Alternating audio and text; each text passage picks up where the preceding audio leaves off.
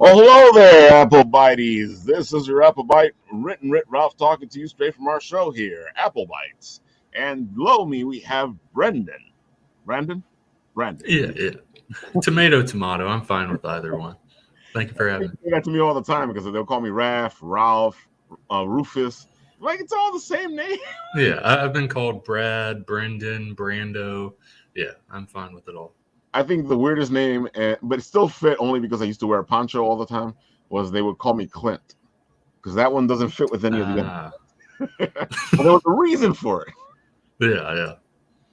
Oh man, I gotta say, it's good to have you. I know we were on a show together. What was it, Izzy? Yeah. We Is were on it? Yeah. Izzy's show together, yeah. And it was a lot of fun talking to you. And I know we've been trying to get you on the show for a while. I'm happy I got you before your Kickstarter ended. Tales from Town City. And I gotta admit, like I've been looking through the stuff, and I really do like, especially the character you're wearing right now. I like the back and forth that I've seen, and I'm like, okay, yeah, this looks interesting, and it kind of reminds me of the old days with the fun comics that a Marvel and DC used to have. That they stopped doing. Yeah, and that's ultimately what I try to go with like Tales from Town City and the Gallows Man, where it's like it ultimately is just like fun, funny time comic essentially. Because I love comics nowadays. Comics are some of the best they've ever been, with like Mhm. how deep and philosophical they can be, and Yeah, how Tom King can bring me to tears through a mini series or whatever. But sometimes you need a little break in the seriousness and the definitely. deepness and the philosophical stuff of comics. You just need like a little intermission, basically. Like it just a fun, funny time comic. And that's what I try to do with this series in Gallows Man. I gotta admit, you fit right in with the indie market because I've seen a lot of these good funny type comics. Because like I said, before it was like if you were lucky, you'd have one or two in Marvel and DC. If you were lucky, Yeah. and they will pop these up every once in a while.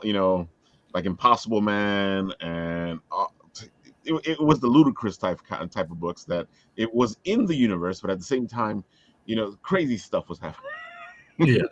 And also it's like they'll pop up like a character that it's a comedy book. It will Mhm. usually be a mini series. It's not going to be an ongoing. It'll be Exactly. a mini series, but it like sales wise doesn't do amazing. Like Superman's pal, Jimmy Olsen, written by I Matt remember. Yeah. Fraction, is a great time. It's a hilarious book and stuff, but like sales wise, it did so. Um, there's a lot of books like that, but Yeah. like you said, they only pop up rarely in the big two or even the big indie, mainstream indie, I should say. I think one of my favorite ones was I think Marvel had a Damage Control, where you follow the guys who clean up after the superheroes, Yeah. and that was just hilarious. Oh man! So now that we're talking about it, the people have an idea of what you're doing. Let them know what this book is about and why they should buy it or support it. Yeah, so essentially, Tales from Town City. I first want to mention it's a spin-off of another series I have going on called The Gallows Man. You don't have to read any of The Gallows Man to get into Tales from Town City. You can just jump right in and not have to have any of the context. But I'll just mention briefly that tone because it'll carry over. The Gallows Man is essentially Adam West Batman meets Inglorious Bastards. Like that is the Gallows Man. Wow. It's set in the 1940s, so he's beating up and killing Nazis, all while having the fun jovialness of Adam West Batman, like, let's get him, chum, or like Newsboy, his Robin equivalent, being like, gee willikers, Gallows Man, like stuff like that. Um, so you have that, and Tales from Town City carries over with that tone. Tales from Town City follows minor characters within the Gallows Man world. It follows specifically in issue one, two homeless villains who are trying to use expired coupons. It also follows a mortician who's trying to make sense of dead villains' names, all while he's like cremating them. Where it's like, oh, your name's the frog, you're dressed as a frog. That makes sense. And then it just keeps escalating to where it's like, you're called the Jackal. You don't resemble a jackal at all. This makes no sense. You're wearing a green mobster shirt. You should have been called the Green Gangster. Not a great name, better than the Jackal though. So he's just losing his mind trying to make sense of things. And then the last story in Tales from Town City #1 follows a team of super animals called the Fierce Pets. And PETS is an acronym. It stands for Precise Ecosystemic Tactical Squad, kind of like the Wildcats, the covert action. Okay, I remember. So I was like, I had a feeling you were like calling back to something. Oh yeah. And that story follows this team of super animals, the Fierce Pets, going and slaughtering animal poachers very viciously.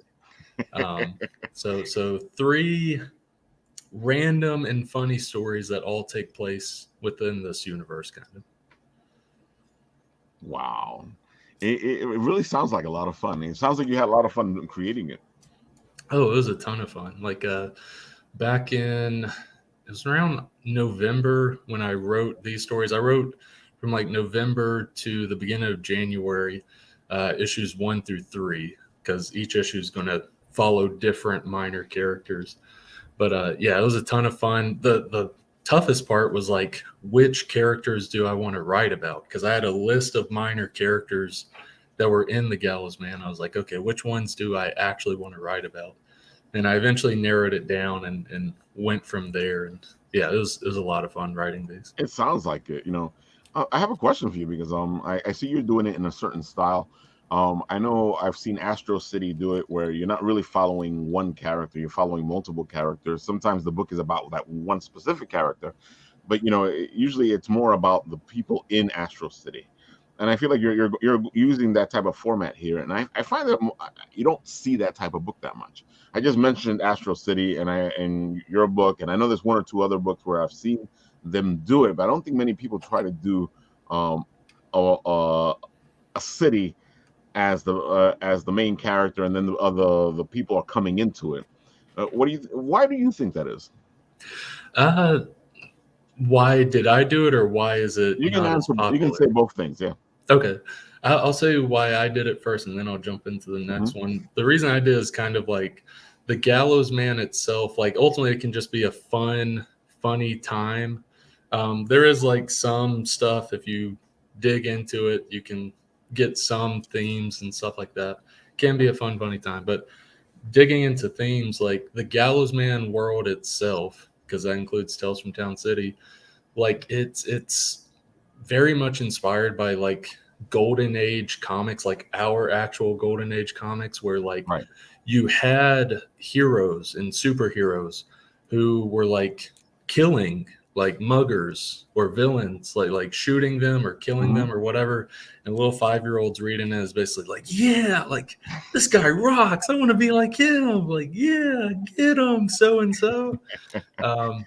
And so the Gallows Man world, specifically Town City, because that's where he resides in, is like a hyperized version of that. Like crank that up like by 10, basically, to where the whole society, like you even have like radio news announcers that are like, the Gallows Man and Newsboy, they hung the frog out to dry today. Yeah, yippee, like that sort of stuff. Like, and you have little kids that like look up to the Gallows Man and stuff. So it's kind of hyperizing that period, as well as like even today, like our desensitization to violence, like today. Definitely. Because I do want to mention with these books, like there's no nudity, there's no language, there's no alcohol use, suggestive things, none of that. It's rated M literally for the violence and sometimes over the top gore. And it's interesting to see because even at conventions, like a mom, there's been moms who have come up before and are like, hey, like, would you recommend this to my kid? And I was like, how old's your kid first? And they say, and then I'm like, I will say there's no language, nudity, blah, blah, blah. I say all that stuff. But I do say it's rated M because there's a lot of violence and there's some over the top, like cartoonish gore. And they're like, oh, yeah, that's no problem at all. As long as there's no language or nudity, like that's fine with me. So I just find that interesting. That is specifically in America, at least, that like I'm basically moms are like, I'm fine with the head getting blown up, but if little Timmy sees a nipple, end of story. That is so. I don't get it, and Yeah. it bugs me out because they demonize sexuality, but yet, when it comes to violence, it's like, whatever. Yeah. I could say this: that did not fly at my household. Yeah, it's just such a weird thing, but I kind of like to hype that up in the Gallows Man, but you don't even have to dig into that if you don't want to. It ultimately is a fun read, but that is something that's there. Because I as well, I like there's a book I've been creating for a long time. It's years in the making, and I decided to start the whole thing with the broadness, the city, the world, the way it is at the moment, showcase what that is, and then go. And then I felt like I was going to go at the end of it and go, who do you want to see? Which one of these stories do you want to see continue? Yeah. And I find that sometimes showing the world is so interesting, because you only get a bit of it when you're following one character. Oh yeah, and I'm not trying to say like everyone, including myself, follow like how Marvel started out or anything. But I mean, if you look at how like Marvel started out, like it was these essentially anthology comics, and then like you had said, it's these characters that people want to see continue to where it's like, all right, let's get them their own book. And like I had no plans of doing that with Tales from Town City, but like I've gotten a bunch of people that's like, I need to see more of Hypno Ray and Rusty Hook, or I need to see more of the Fierce Pets, where it's like, I do have more stories I could tell. So maybe eventually they'll get their own like mini series or something. But it's interesting how that works when you're doing a world book essentially, and then the ones that stand out to people. I've always, because sometimes you sit there and you know that they decide how they want, where they want to go, because they do their research and they go, well, this will do well, and you're like, what kind of research were you doing when you did this? Why did you pick this character? I don't think this character is going to do well at all.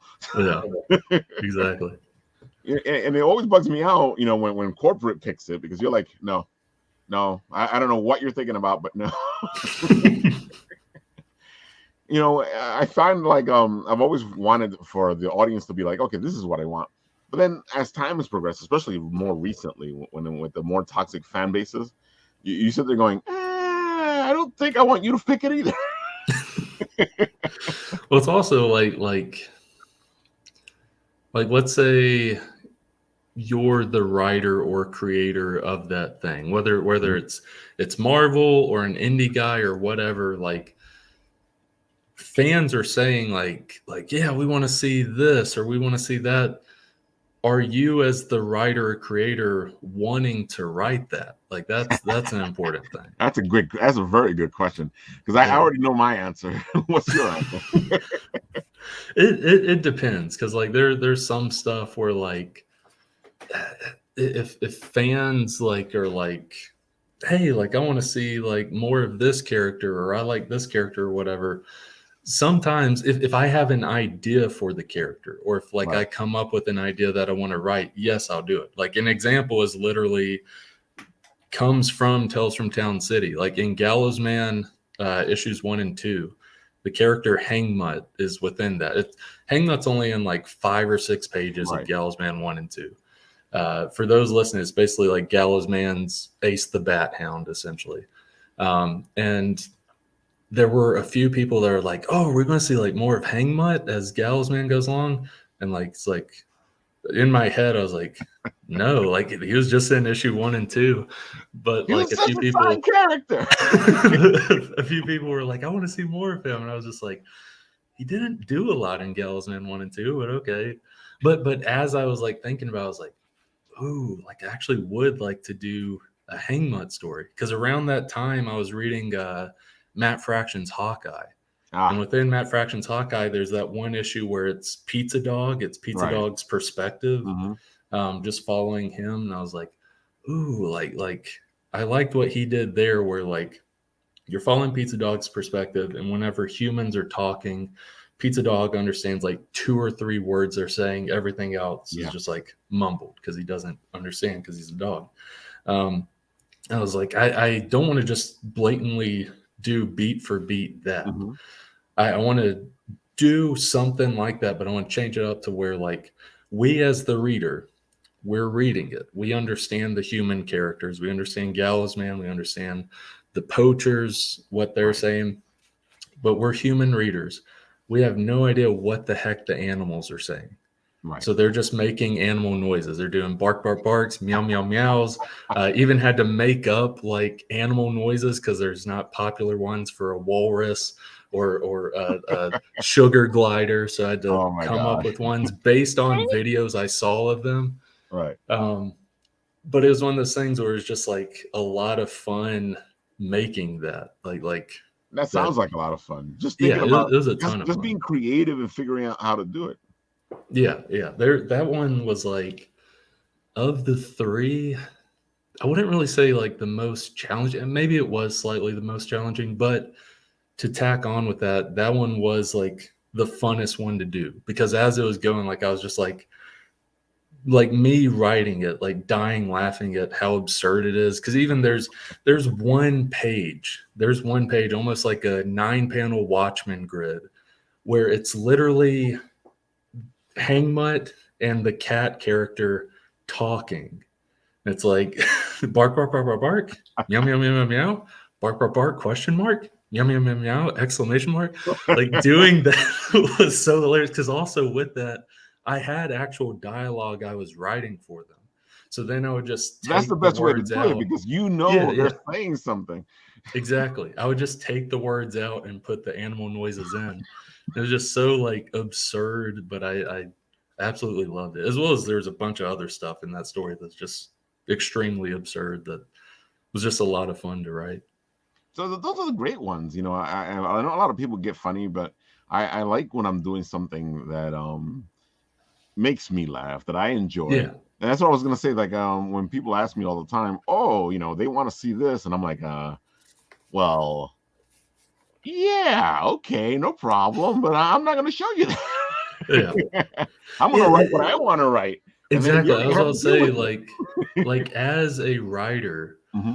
like we like whatever we write is, if there's no like corporate overlords over us, if we are 100% in control or whatever it may be, like we should love what we write. Exactly. Like we should enjoy it, and we should also love what we write. That's not an ego thing. It's just like, hey, like I'm enjoying this. Like it's one thing if like someone is telling you beat for beat what you have to write. Like you have a ton of notes and you have to stick with that. Mm-hmm. You can make that fun, but ultimately it's not as fun as it can be for you. Exactly. But if you have 100% control, you gotta stay in that little box. Yeah, exactly. If you've got that 100% control, it's like, yeah, you should love what you're writing. Mm-hmm. Like it should be fun. Because people always ask me, who do you write for? I'm like, I'm not writing for anybody. I'm writing for myself. I'm getting a kick out of what I'm writing. You know, and if I'm not getting a kick out of it, then I'm going to be like, I don't feel like writing this. Exactly. Not to say that I can't write what somebody else wants. It's just that, you know, I get more joy out of writing what I want to write. Oh, yeah. Yeah. And he says that with a board of a bunch of things people want him to write about right behind him. Yeah, we did this whole let's write a story together, and they put all this stuff together. But I get to put it together whichever way I want. They just give me ideas of how to put it together. He's just upset that the corgi is still there. Even though they threw a corgi in as a joke. 2 long years. 2 long years we've waited. Well, you guys got the first and second part of the story. You guys just want to hear where the corgi dies. That's all we demand. See? Told you. But that just proves your point. Like I love doing the you know, where the audience helps me write stuff, because you know they're throwing stuff at me, but at the same time, like I said, it's still me putting things together. You're trying to weave the stories, like you were saying. So, you know, sometimes they tell you what to write, but you're weaving the way you want to weave. It's still not as much fun as you doing your own thing, but you know, since you're getting a chance to put your own input into it, it kind of helps you out. As well as like that challenge of that, like them throwing those ideas here and there, and you trying to weave the story with Yep. that. Sometimes a challenge like that is fun, Oh, where it's like, definitely. oh, like this is exciting because it's fun and exciting for you because it's working a muscle in your Exactly. brain where it's like, oh, like you're challenging yourself and you're getting enjoyment from that challenge. Definitely. And that's exactly what it is.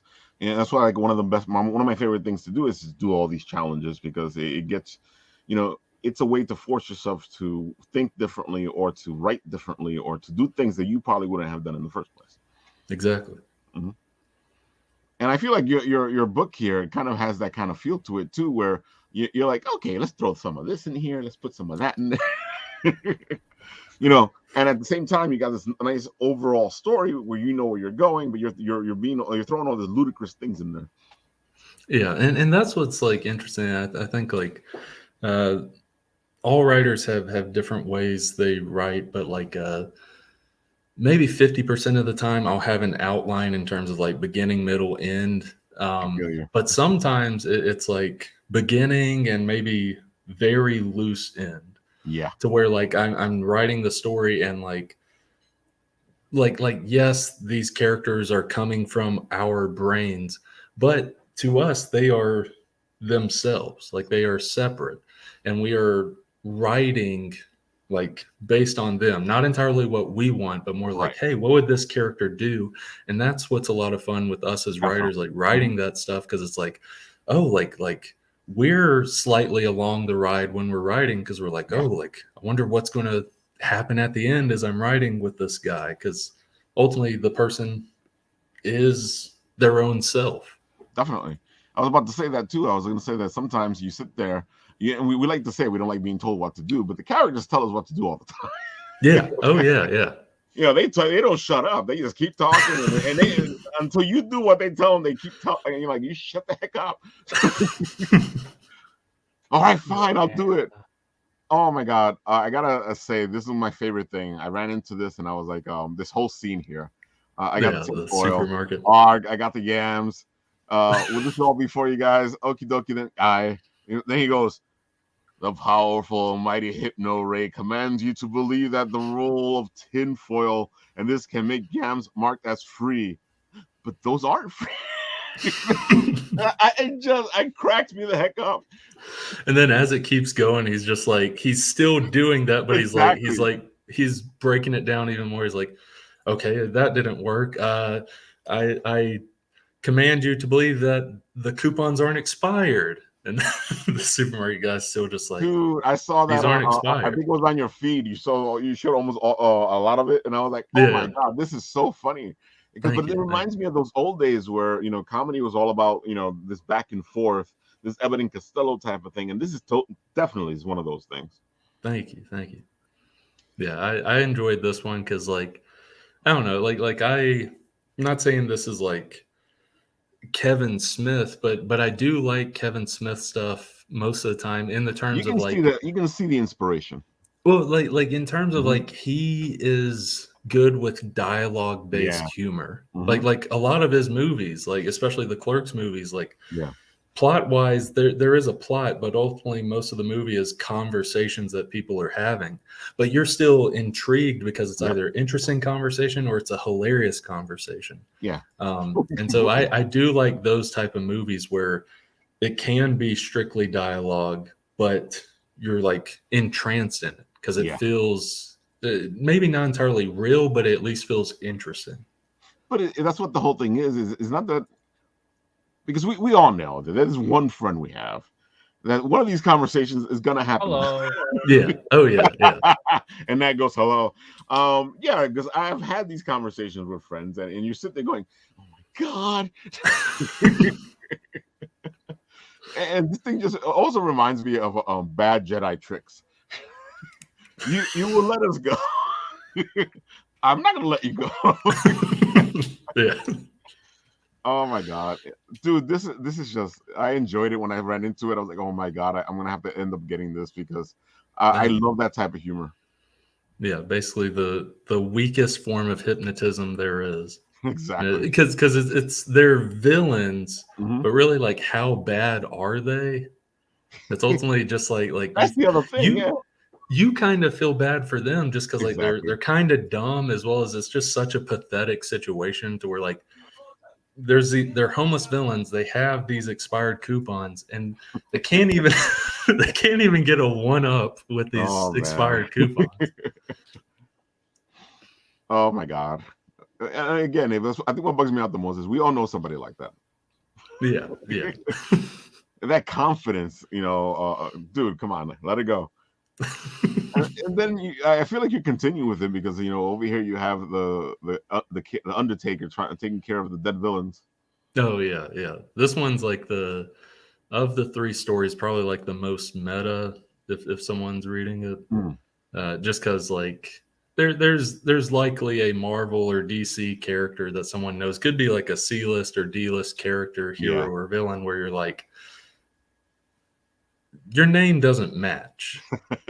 Like, I've thought that a bunch of times for a bunch of my Yeah. God. but yeah, But just the mortician losing his mind. Look at him. I have a couple of friends who do this, and they're never all there. Yeah. Oh man. And then goes Hang Mutt. Oh yeah, yeah.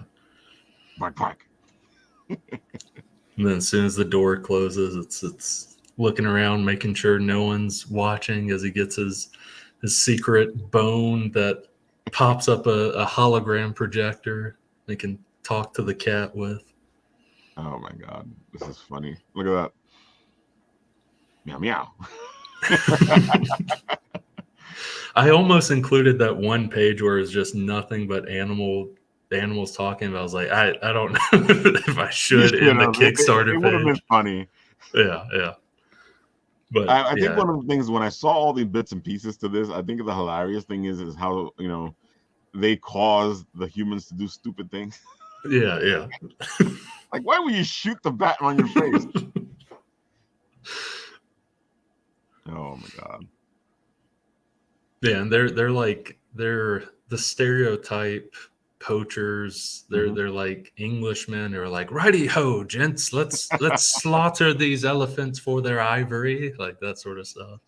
The classic, from the 40s and 50s. Huh? Yeah. Those poachers, and they even wearing the outfits. Look at that. Yeah. Oh man, dude, this looks like a lot of fun. I love all the stuff you have here. I think people should really pick this stuff up. Thank you. And yeah, with the t-shirts, like I ultimately made the t-shirts for me. Like I really wanted both. I had a feeling because I know how I am. Yeah, that's also thing. I want that t-shirt. I was gonna say I'd say like most, like pretty much everything I make, whether it's stickers or t-shirts, whatever like merch there is for a comic I make, it's stuff that like I want as well. So then it's like, like I want it, and luckily other people want it too. Like, yeah, it goes back to the whole I'm going to write this for me, and maybe somebody will like it. Yeah, exactly. But as geeks, we know what we like. We know what we want. Yeah. Social media. Thank you. $5 Tales from the. So I like the fact that you put the simpler ones here, the $1, the $5, because people forget they can do stuff like that. Yeah. You can donate $1 if you want. You can get the digital for $5. Maybe you don't want the book. Yeah. Because I like to have stuff for like any budget really. Because like this one, it ranges from $1 to $75 tiers. Mm-hmm. I like to have like the lower stuff as well. Because like with a lot of people, it's their first time checking out my book. Yes, I have people that come from previous books, but there's also a good bit of people it's first time checking out, and maybe a $12 digital bundle or the physical copy at $10 plus shipping. Maybe they don't want to commit that yet, but $5 for the digital copy, like that's a good, like, that's so doable. Yeah, exactly. If someone's like wanting to test it out, basically, it's like, I can do $5.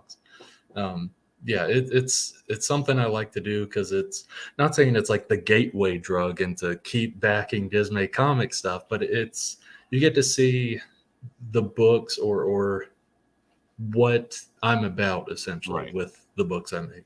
And I do like the fact that you got yourself like a digital bundle here where you can actually catch up.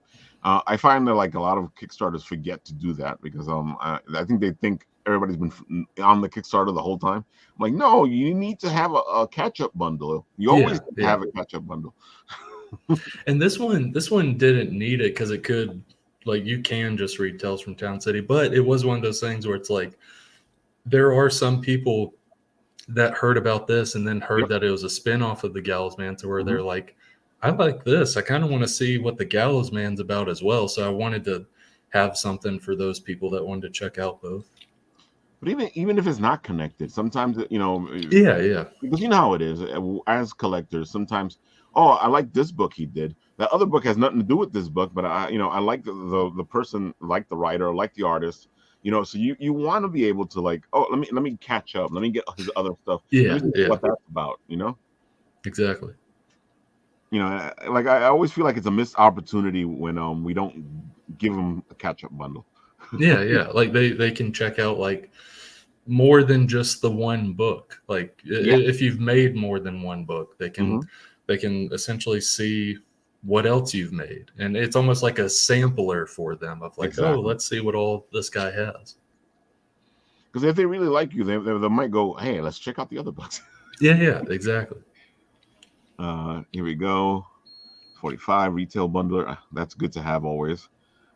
Gets your books into stores. Gives a do you find, because I know we've had this discussion with a couple of people on about Kickstarters. Do you find the retail stores take advantage of it? I usually with each Kickstarter get like at least 2 or 3 That's pretty good. retailers that will buy it. So it does help out because that is usually at least $100 in terms of the Kickstarter, sometimes more. But some retailers do. Some of them it's just like they don't know about it. I think, and I want to try it more with my future Kickstarters. I think we as creators, like anyone that's making a Kickstarter or Indiegogo or just indie comic, like have to get the word out to retailers about like, hey, like this indie book, because there's a lot of comic retailers, like there are some where they focus strictly on the mainstream stuff, but there's also a lot that like want to have the indie stuff because it's different and they do have a clientele that will walk in and want that different stuff.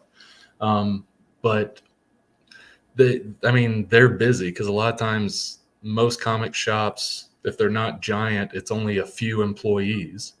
So they don't entirely have time to scour Kickstarter. So we as crowdfunders or indie comic creators kind of have to let them know either through email or phone call or whatever it may be. I did that some this past Kickstarter with Tales from Town City. I contacted like comic shops within basically a 2 to 3 hour radius of me, and had a few like reach back out and say like, oh, like I'll check it out or whatever it may be. But even going beyond that, like if we're able to just, it's not possible, but try to contact as many comic shops as you can. Yeah, but you actually hit the button right there. Sometimes you know this. We're our own salesmen. Yeah. And sometimes you got to do exactly what you're saying. You need to like hit everybody in person or on the phone, or because that's the only way to do it. Oh yeah. And I'd recommend like at least, because this is my first time like actually reaching out to the retailers. I recommend if people do it, like email them, because most of them have an email, but also call them. Because I realize like that is definitely most effective is the call. So or if it's within your area, just walk in and talk with the manager or owner or whoever. That's very effective. Yeah, and it's important. I think people don't kind of overlook it, because they're like, yeah, it's a comic store. Yeah, but we're our own salesmen. You know, Yeah. I think Rich Davis, you know, he's the one that does um Reign of Dracula. And his whole thing is he goes out there. He tries to sell all this stuff to the stores directly. And he does very well because, you know, one, he's a pretty good salesman, but at the same time, he puts himself out there. He reaches out to all these places. You know, you're better off trying to reach out than not trying to reach out. Yeah, exactly. Yeah. And you have a I lot of mean, comic stores out there that are sympathetic with independence. oh yeah. Like there's a good bit of them. I'd say like probably at least a third, if not half, and it's probably more, like want independent stuff. Like, yes, they have the mainstream stuff, but like I mentioned, they want stuff that's different because they do have a section of clientele that strictly goes for that different stuff. So yeah, it's definitely something to keep in mind. Something I'm slowly learning because I'm actually applying it some to this Kickstarter, but next Kickstarter, like I'm going, like obviously the current stuff I'm doing, reaching out to individuals, but also reaching out to the retailers as well. I love the stretch goals, but I'm always a sticker sucker.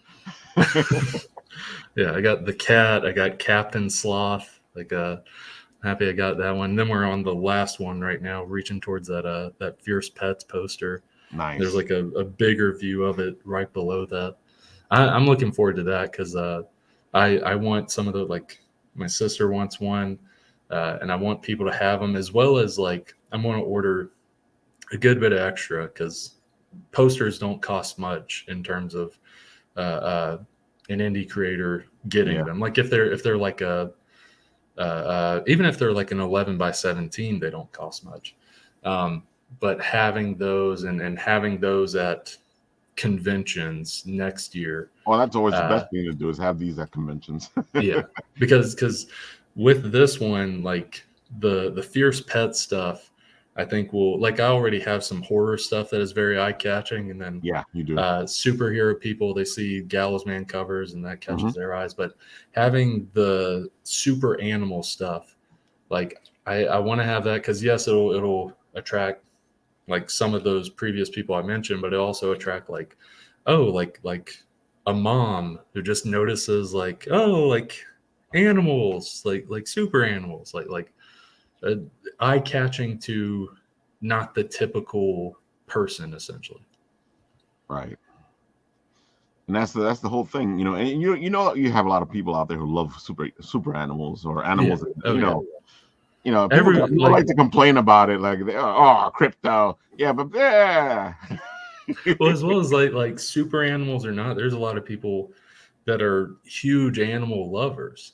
Like most people are animal lovers, where it's like, like you'll like I'm not saying it will happen, but I predict at least once next year there'll be someone that walks by and is like, oh, because it's animals. You just have someone that just awes when they see animals. You know exactly what you need to do then is to get some stuffies.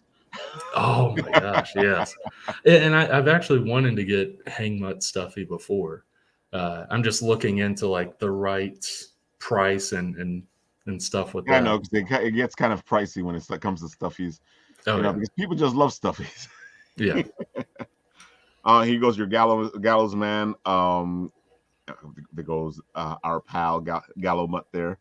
Yeah. These are like every 25 backers I hit is a backer giveaway, and the backer giveaway is one of these sticker/bookmark sets. So we've just hit our fourth one, so there'll be 4 backer giveaways with this Kickstarter. So if we hit 125 backers, then there'll be 5 backer giveaways. And now, like a week or 2 after the Kickstarter ends, I'll put all the physical backers into one of those random wheel generators and select them that way. Oh man. I gotta admit, I love your Dismay Comics. This has always caught my eye. Thank you. That's I have like 2 banners for like my convention stuff. Right. That's my table banner, like the front table banner. It like catches everyone's eye. Of course, a little bit of Gallows Man here. Yeah, I got a 7-page preview of the Gallows Man to where people can kind of see, like, if they want Tales from Town City, then they're also intrigued by Gallows Man. They can kind of see what that's about. And it's like this 7-page preview is like very absurd but funny. Where essentially he gets the drop on a couple of henchmen, beats them up and kills them, uses the noose reel TM. It has a TM on it. And it messes up when he uses it. It jams to where like some henchmen are coming around the corner, and he's like, "Oh crap, what do I do?" So he throws the rope up on top of the shipping container, and then the next couple of pages is him puppeteering this henchman, like kind of Weekend at Bernie's-esque, like with these henchmen. Wow. They're just like, "Oh, like didn't know you're working here tonight," all while like his neck is cracking. He's just waving his arms like this because it's just lifeless dead body. Oh my God, too funny. This is classic humor. Weekends at Bernie, you're right. Can't believe he's marionetting. Oh my God. Dude, you got some funny stuff going on here. Hopefully people will go check it out. This is the printing company you're using, right? Yeah, Comics Wellspring. And I hear a lot of good things about them. So folks, come on, here we go. We got the Kickstarter right here. It's at 2,139, 100 backers, 64 hours to go. So, come on. And the book, it's completely done. It's completely done. Like literally, once the Kickstarter's done, I just send it off to the printers. And we've already hit our funding goal. Like we hit that within the first week. So we hit our funding goal. The book's completely done. Like you're guaranteed, like when you back this, that you'll get a copy. Exactly. That's what you want to do is you want to like see this thing funded, see this thing going. We always like to hear it's already ready to go. We just need to get the the Kickstarter done with, and then the book just goes. It's one of those things like I ultimately am like a small fry when it comes to the comic landscape as a whole. Like even though this is like my fourth or fifth Kickstarter project, I'm still a small fry to where like I want people to have that guarantee, like where it's like, okay, like this is a trusted source. He's done Kickstarters before. Everyone's got their books. Everyone enjoys them, as well as each Kickstarter, the book is done before the Kickstarter. I can trust that I will get the book. Just because like this is rare, but sometimes you'll have a creator or someone who like launches a Kickstarter and like not much of the book is done, and then years go by and no one has books. That's rare, but that has happened to where those small instances like that give the rest of us give us a bad rap, give us a bad name. I've seen it. We kind of have to, we kind of have to strongly course correct from those bad eggs, essentially. Definitely. So, folks, there you have it. 2,139, 100 backers, 64 hours to go. That you guys should go try this out. It's really funny.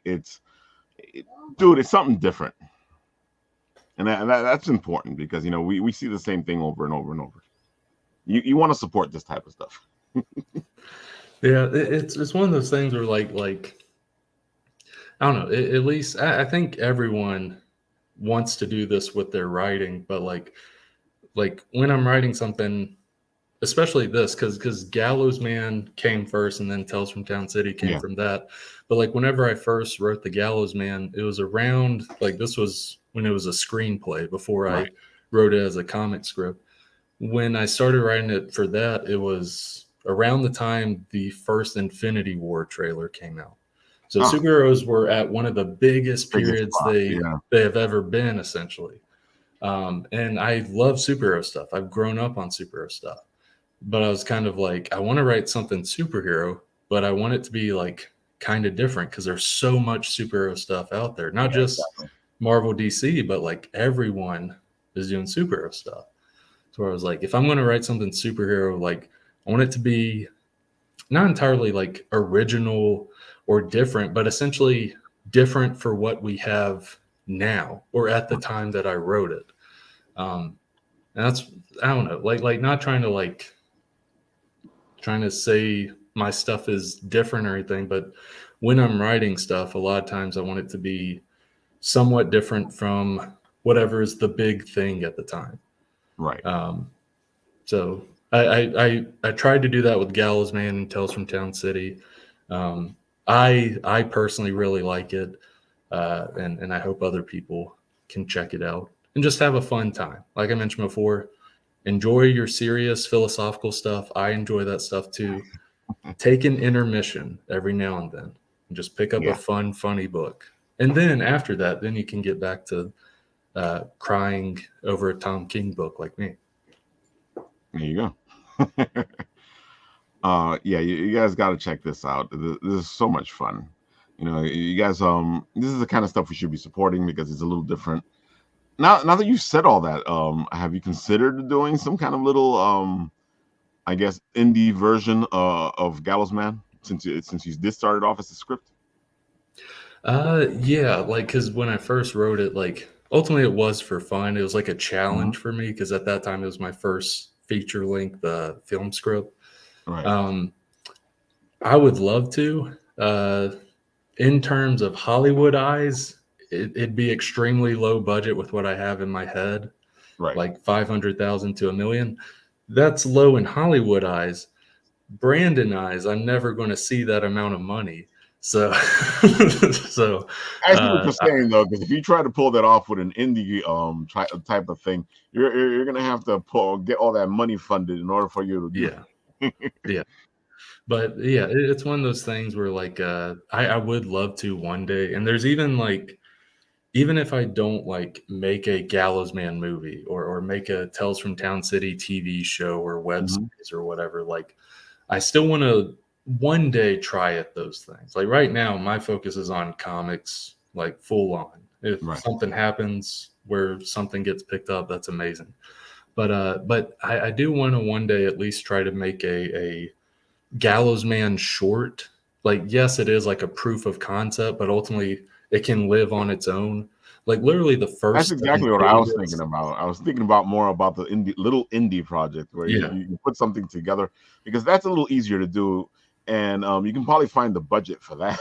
Oh yeah, like the first 7 to 8 pages of the Gallows Man can be a 3 to 4 minute little mini short film, and it convey everything about the Gallows Man within that first 3 to 4 minutes. Yeah. I want to do that eventually. When it comes to any of these becoming like a film project, I think the first one that would happen ultimately, because it's the cheapest, would be from this, the Tinfoiled Hypnotism, the two homeless villains. Dude, I can see that. I was thinking that. I can actually see it. Of all of them, it's the cheapest one, as well as like it feels like a web sketch. Yeah. Like how it plays out. So it does. I can actually see it. Yeah. Yeah. and yeah, it's ultimately not expensive. Like costuming, it's not expensive. Like do a little bit better than what I'm wearing now, but cost you like $40 for that. Yeah. Rusty Hook is also very cheap because it's pirate essentially. Yeah. And then like even if you find a metal one, it's easy to get. Exactly. I just need an alleyway and a small convenience store. Like, that's it. Easy to find. Yeah. Oh man. And speaking of which, since we got this moment, and since our animals are attacking and doing their thing, I'm gonna bring out Here Comes Calico, because they're on issue 7 right now, and their Kickstarter is so close to funding. Look at that, 2,480. They need to get to 2,500. They're $20 away. Just $20, yeah. Yeah. They got 121 backers. They still got 4 days to go, so we can get them even over that. Come on, folks. Yeah, I saw the creator of it. I was at a Fan Expo New Orleans back in January, and I saw their table. It was awesome because I've seen them. I love getting his books at his table. Yeah, I've seen him at I've seen like the Kickstarters for like the past few years, and then like actually seeing like him in the table is like, oh, like that's cool. Like, and it's a great concept, and you're actually helping two causes because you're helping an indie comic, and at the same time you're helping a charity that gives to animals who go through all this stuff. Exactly. Try to stop it. Yeah. So folks, come on, go help him out. He just needs 20 more bucks and he'll be at funded. He still got 4 days to go. We can get him to 3,000. Come on. Yeah, and I wanted to bring this up only because of your vigilante animal and the same type of concept. Yeah. One other thing, folks, this weekend on Saturday, we got something new happening. It's called Kaiju Brooklyn, and these guys are putting together some beautiful kaiju stuff over there at Industry City in Brooklyn. And you guys, look, they even got a special screening for a movie. You got all your you guys love your kaijus. Join us because we're gonna be there this Saturday, October 7th, from 10 a.m. to 6 p.m. At Industry City, hanging out with them, checking this out because this is just something different. I've not seen a con that is just for kaiju. Nat, have you seen one? Not in New York. They do exist, just not here. So see, folks, come on, let's make this happen. We want more of this stuff. We're geeks. We love our monsters. I still love my Godzilla, my King Kong. Come on, folks. Go support, have fun. I think if you get the tickets early, I think they're $20. If you get them at the door, they're $25. Maybe I'm right, maybe I'm wrong. It's somewhere in that range. I know if you get it early, I think it's about $20. I think if you're there, it's either $25 or $30. I think that is correct. Right. And dude, this thing looks like it's gonna be wild. And Industry City is becoming this place to have these type of conventions now. I've been telling you that for years. Yes, you have, and now it's happening. I was not believed. I want this on record. Well, if you stop lying. I tell only the truth and nothing but the truth. If you weren't the little boy who told. I tell nothing but the truth and only the truth. Oh my God, dudes! I'm looking forward to this. I can't wait to get down to Industry City and check this out this weekend.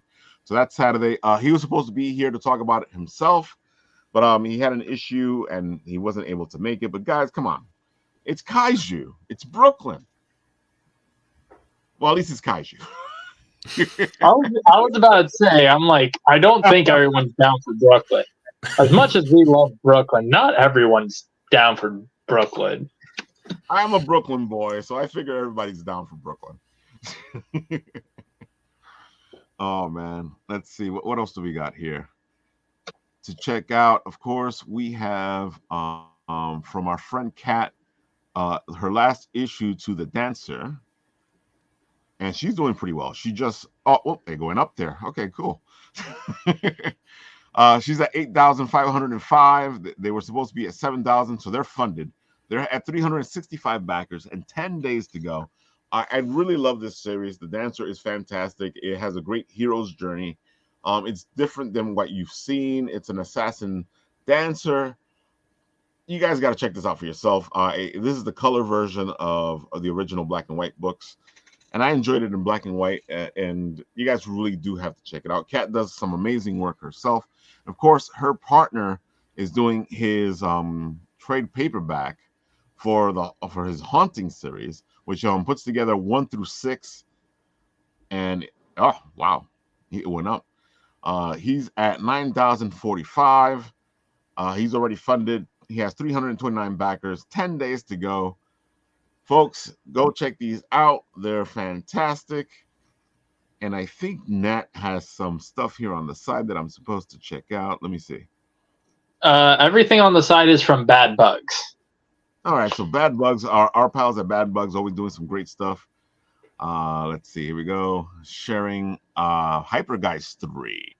And if you guys have seen us talk about Hypergeist 1 and 2, you know this book is beautiful. Of course, AC Volt does a lot of the coloring on this.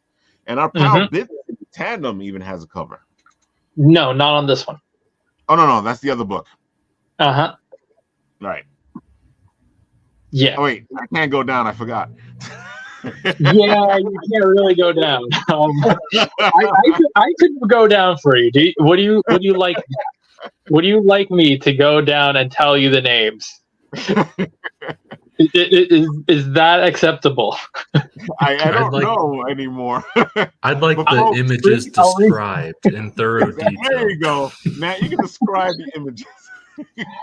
I'll read you. Well, one of them passed, but one of the covers is on the wall behind me. Right. That is by Kari Salveo and AZ Volt. Yeah. We also got on there John Royal, Alex Monique.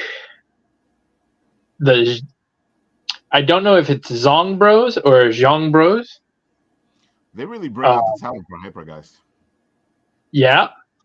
Hedwin Zaldvizar. It's not even that hard. Why am I stuttering on that? JC Fabul, Patty Araboyo, Summerdale, Chris Enhot, and AZ Volt, of course. AZ is amazing. You guys have seen him on the show. He does beautiful art, and he's a geek at heart. So, you guys should really support this, especially if you like erotic fiction. And this erotic fiction actually makes sense because it's a sex bot trying to go independent. You could have just left it at it's a true cyberpunk story. Yeah, that works too. They're at 29,081. Woo!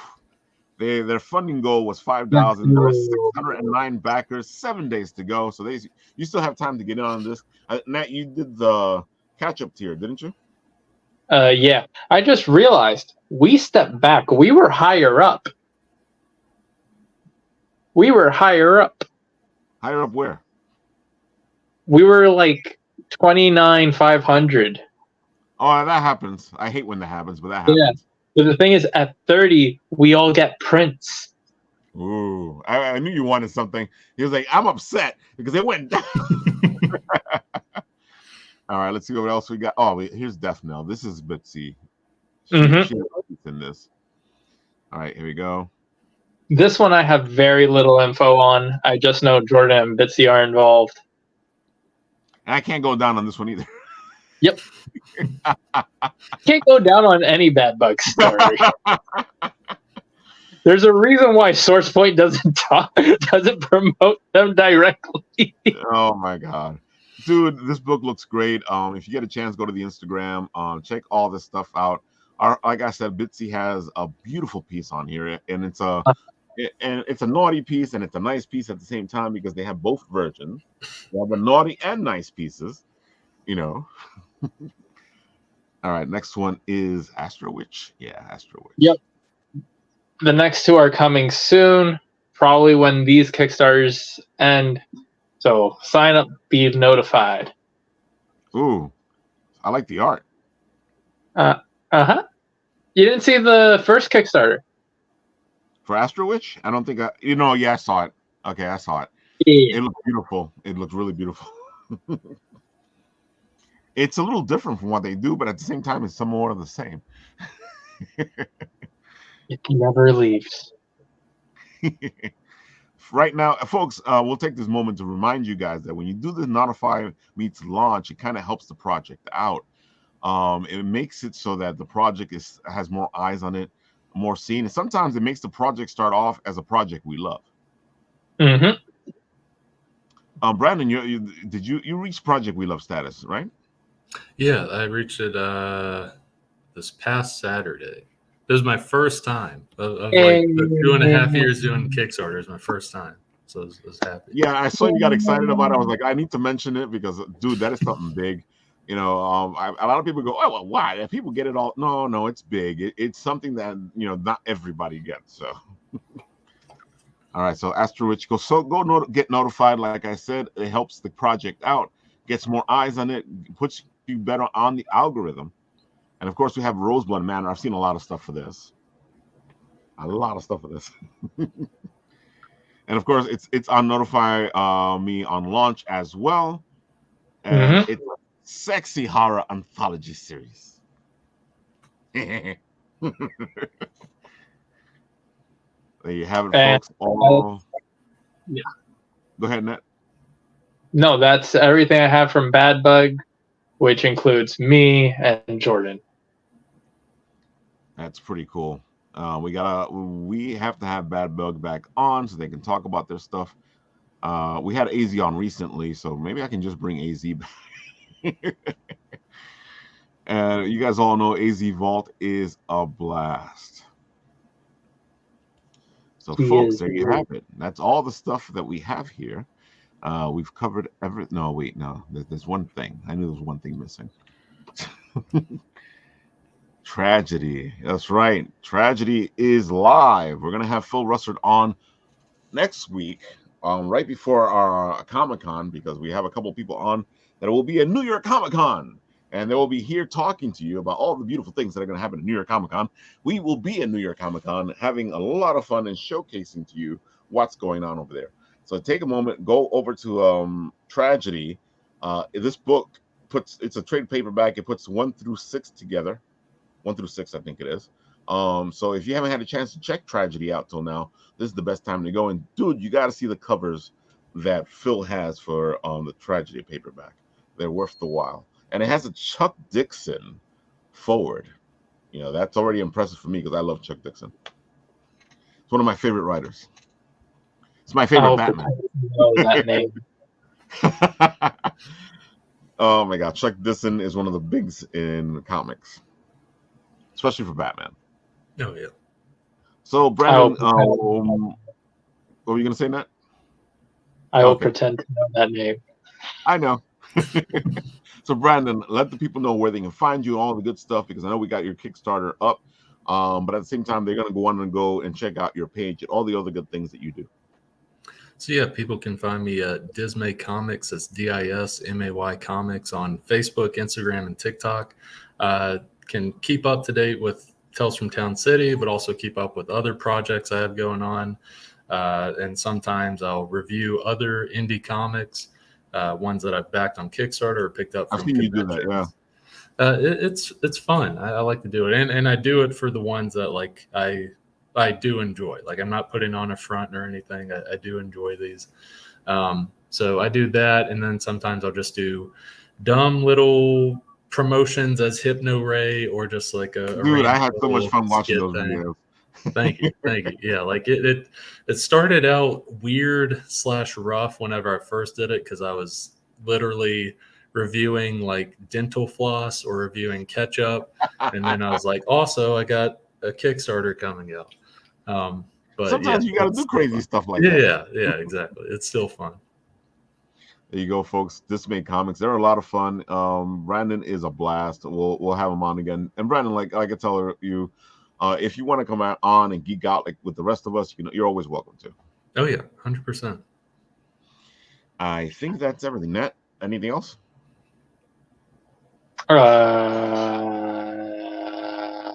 Yeah. As far as I'm aware, that should be everything. I did get a chance to go to Toy Fair today, and that was a lot of fun. And I got to see a lot of people to talk about it. That's why I paused. I was like, "Do you want to talk about that? You're kind of going over your time limit." Toy Fair was a lot of fun, and if you guys get a chance, go down over to the Instagram, the Bit and Apple Instagram, and you'll see a lot of new videos pop up soon. I may even put some up on the YouTube page because I was talking to Trick or Treat Studio, and I had a lot of fun with them and did a nice big piece with them. So you go over there and check that out. There's going to be a couple of surprise interviews there that you guys are going to want to check out, especially for you gamers out there. All right, folks, I think that's it. Except in this show, when things end. I just press the button and something else.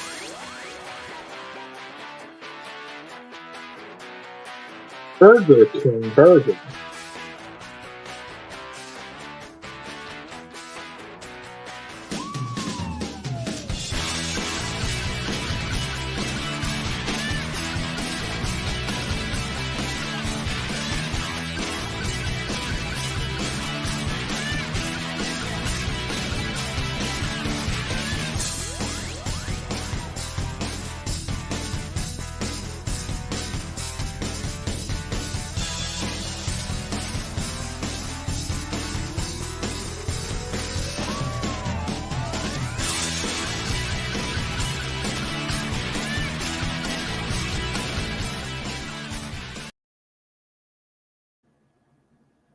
Folks, join us for the Written Writ Wednesday, where we'll have